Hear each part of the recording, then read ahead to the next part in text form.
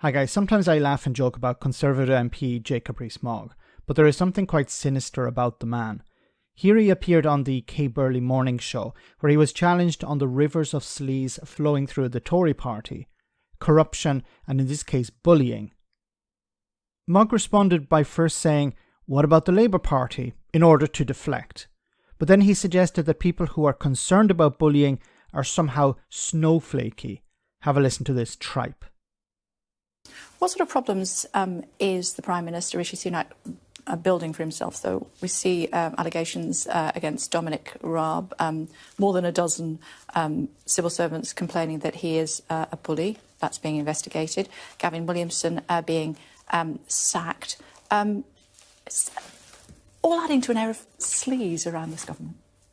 Well, I mean, a Labour MP had to stand down from his seat, and there was a by-election because he had behaved in an unsuitable manner within his office, if I remember the details correctly, and that was only last year. So, are the people in that we're talking about when it comes to bullying, are they going to stand down and are there going to be by-elections? Is Jacob Rees-Mogg advocating for a by-election? I don't think so. If you take a parliament of 650 people, there will inevitably be some people who don't behave as well as they should. And that is always an issue for all prime ministers and all leaders of parties. You're talking about maybe a couple of dozen people around the cabinet. Yeah, well, I think we've got to be slightly careful about the bullying allegations. Got to wait and see. You did indeed, quite rightly. Yep. But also we mustn't be too snowflakey about it. But people need to be able to say this job has not been done well enough and needs to be done better. Good public services and being a snowflake. It's a very difficult line to judge. It is not a straightforward issue in most cases. It is, how did somebody react? What did somebody say? Is it reasonable to demand from senior and well-paid professionals a level of good service? And then you have to judge whether that line has been overstepped. But I do worry that we are getting a bit snowflakey about this. So if you complain to your boss, you're a snowflake. Now, of course, MPs are very different to bosses in normal situations where, you know, there is a manager of a company who's bullying his or her staff. An MP cannot be fired. They can only be fired by the leader of the party or the Prime Minister.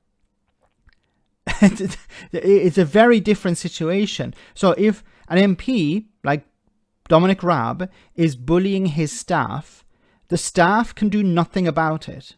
They can make a complaint to Rishi Sunak. And do you think Rishi Sunak is going to listen to civil servants? Of course he's not. So suggesting that these people, they just need to, have a stiff upper lip. He didn't actually talk about a mechanism of complaint here. So he doesn't actually care about a mechanism of complaint. There isn't a mechanism of complaint unless it's complaint to the leader of the party. But if the leader of the party maybe is a bully as well, nothing is going to change. There are employment tribunals for normal companies. You can take your employer to court. What can you do if your employer is a government minister? And notice that Mogg here, when he brought up his example of a Labour MP, this Labour MP is not a government minister. This Labour MP's power is significant, but it's completely different, much minor to a government minister. Someone sitting in cabinet. There are bullies, clear bullies in cabinet. We've seen examples of them before, where in one case with Priti Patel, the government used government money, taxpayers' money, to pay off somebody who had taken a claim of bullying against her.